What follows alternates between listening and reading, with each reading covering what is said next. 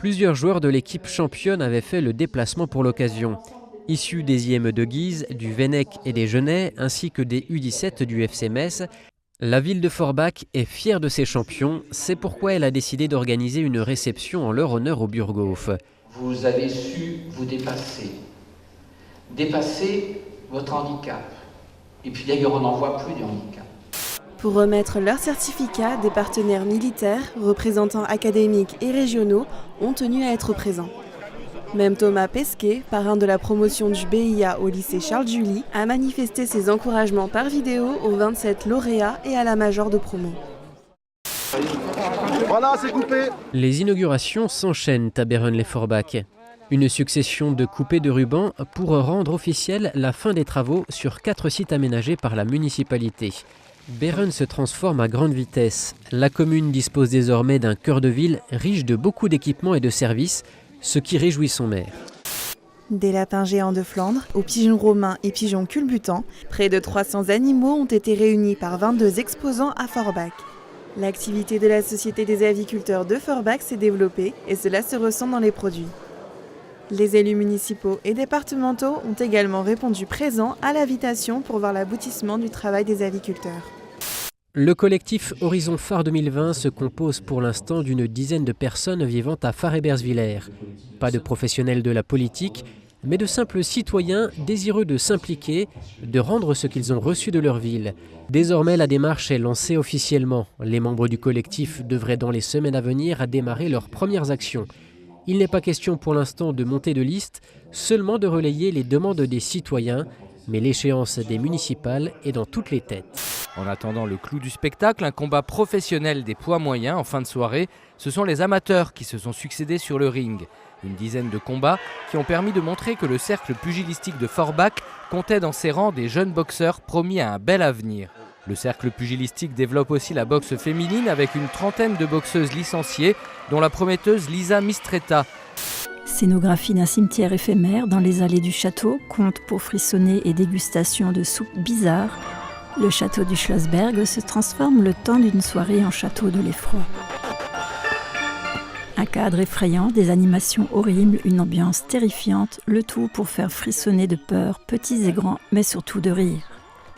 Malgré l'image de sérieux qu'ont parfois les pays du nord de l'Europe, il est vrai que les Allemands savent s'amuser. Abracadabra. Sorcières, diablotins et fantômes, les monstres sont de retour, c'est Halloween. C'est la 15e édition et cette année, les festivités ont pris de l'ampleur.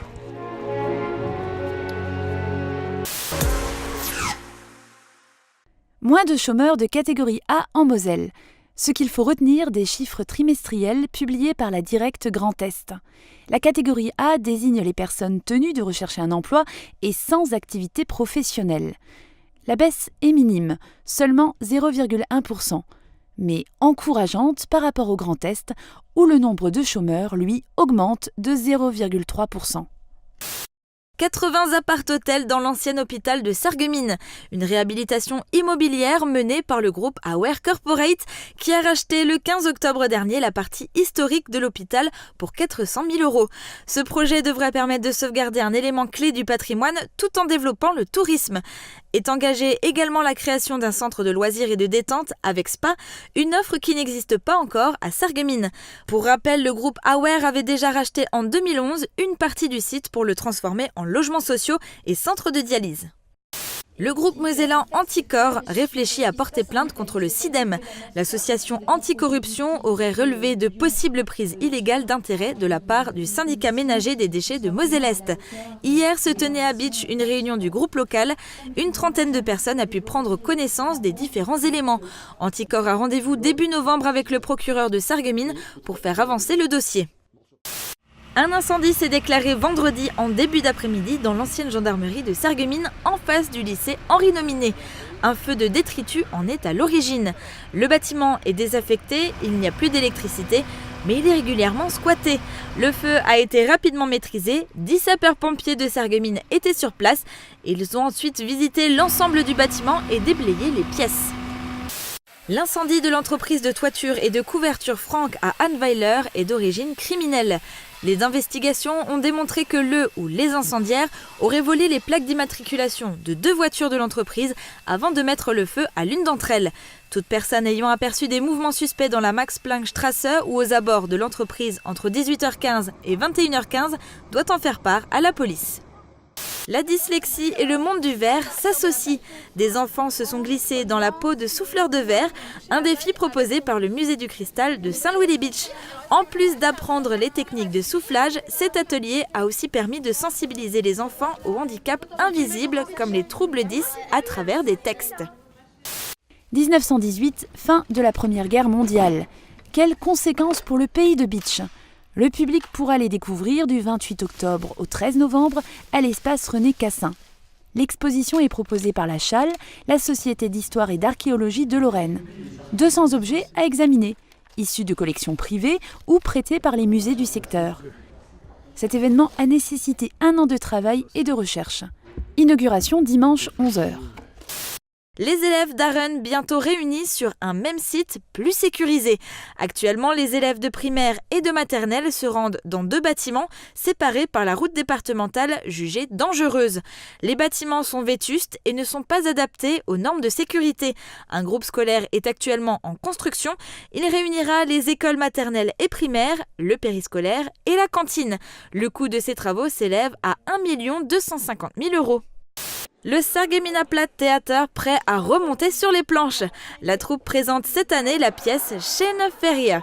Direction le camping avec le couple Hansmann pour qui les vacances ne seront pas de tout repos. Des péripéties à retrouver le samedi 10 novembre à Puttelange-au-Lac, puis à partir du 23 novembre au casino des Faïenceries de Sarreguemines. Les billets sont d'ores et déjà en vente. Compétition de breakdance à Sarreguemines. Ce week-end, les danseurs se sont affrontés au centre socio-culturel lors du festival Need for Dance.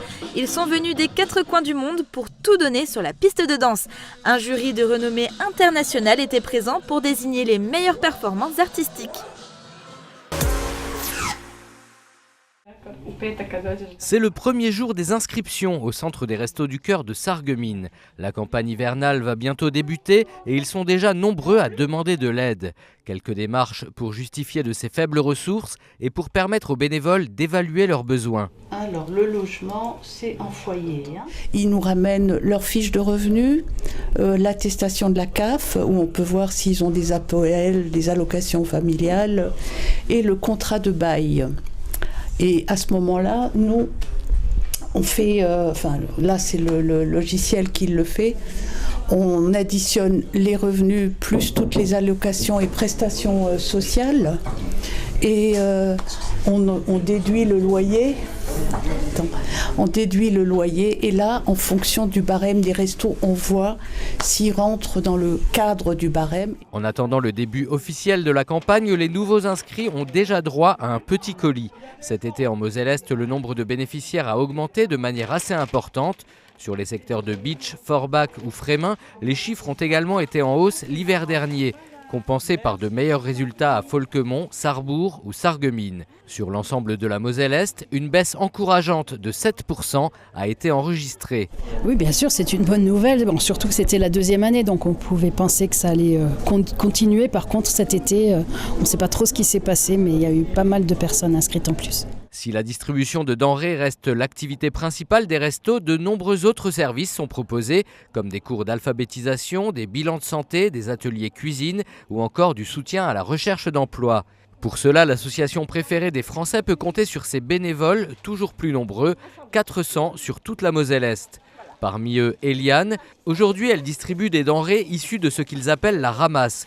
Des collectes d'invendus ou de produits à date limite de consommation courte, réalisées principalement auprès des grandes surfaces et que les restos cherchent à développer. Merci à vous.